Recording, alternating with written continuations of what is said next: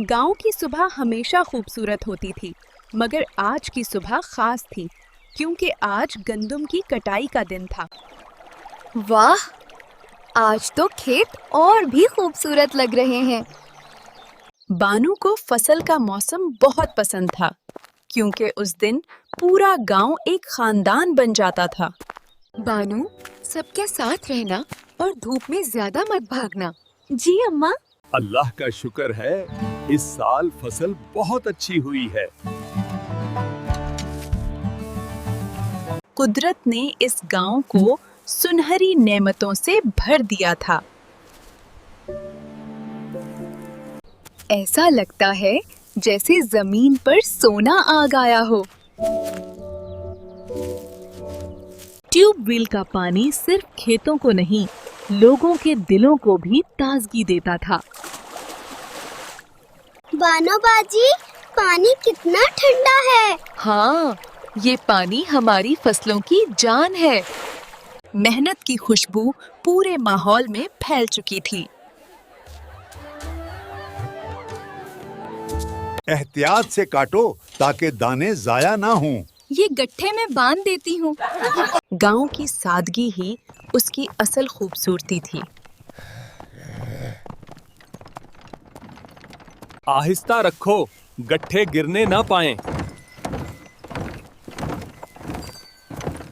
Turbine की गूंज पूरे गांव में सुनाई दे रही थी और गंदम के दाने खजाने की तरह बाहर निकल रहे थे।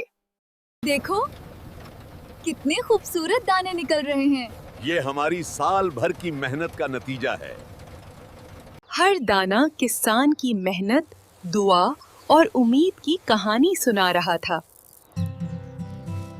ये तो सोने जैसे चमक रहे हैं। यही हमारी खुशियों का खजाना है। कुदरत खुद भी उन मेहनती लोगों की मदद कर रही थी। आज हवा भी हमारा साथ दे रही है।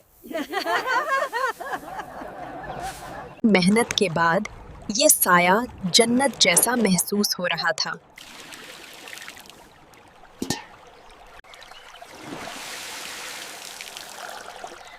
ये ठंडी हवा कितनी अच्छी लग रही है। सादा देसी खाना भी मोहब्बत के साथ हो तो शाही लगता है। सब लोग आ जाओ, खाना तैयार है। लस्सी। ये लम्हे हमेशा बानू के दिल में रहने वाले थे।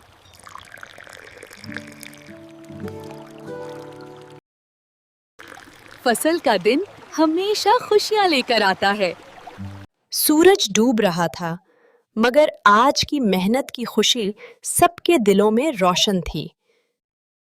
जमीन, पानी और मेहनत, यही गांव की असल दौलत थी। ये खेत, ये ट्यूबवेल और ये लोग, यही मेरी दुनिया है। पूरे दिन की मेहनत अब खुशियों में बदल चुकी थी और फसल घर पहुंच रही थी। ये सिर्फ गंदम नहीं थी, ये मेहनत, दुआ और खुशहाल जिंदगी की उम्मीद थी। अल्लाह हमेशा हमारे खेतों को आबाद रखे।